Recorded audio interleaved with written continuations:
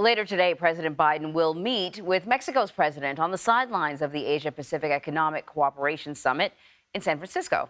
The two were set to discuss a range of issues, including migration, fentanyl trafficking, and other economic issues.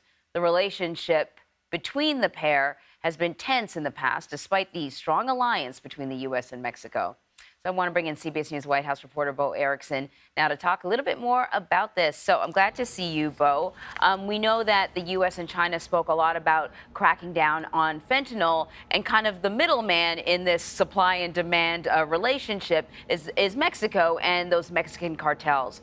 China has the raw material. Mexican cartels create the drug, smuggle it into America where the demand is. So I imagine that that is one of the topics of conversation when the two leaders meet.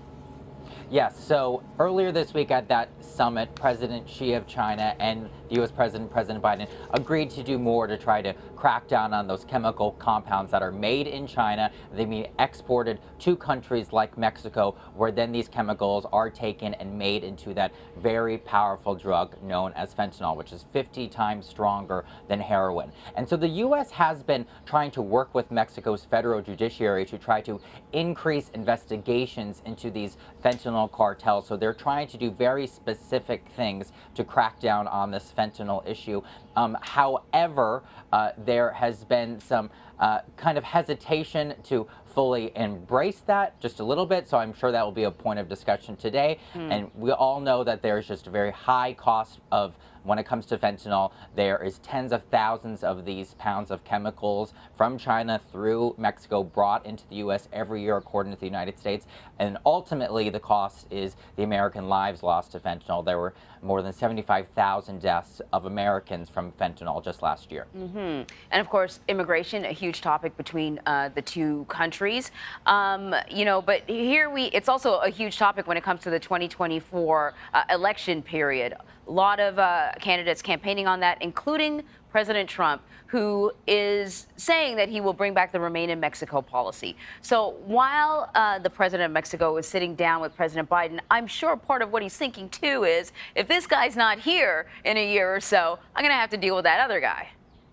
And this could be a sticky issue today between Mexico's president and President Biden, because this is the first meeting between the two leaders since Mexico's president refused to implement U.S.-funded migrant transit centers in Mexico. And what those should have been, according to the U.S., is places where migrants in Mexico could apply for work visas, could talk about family reunification, and apply for refugee status as well. However, last month, Mexico's president said that is not going to happen in his country. He thinks that needs to happen in other Latin American countries where more migrants are coming from. But of course, there are a large number of migrants coming through Mexico. And talk about political issues. One issue that Mexico's president had first been complimentary of President Biden is his stances on the border wall. And earlier this year, Anne-Marie, the Mexico's president told President Biden, "You are one of the first presidents of the United States in a very long time who has not built even 1 meter of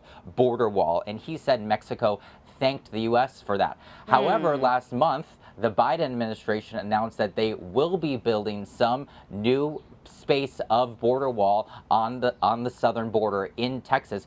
And they say that's because there was money appropriated from Congress in 2019. So we will see if President Biden gives the same kind of reasoning to the Mexican president today. Yeah, we'll see. It should be interesting. Bo Erickson, thank you very much. Thank you.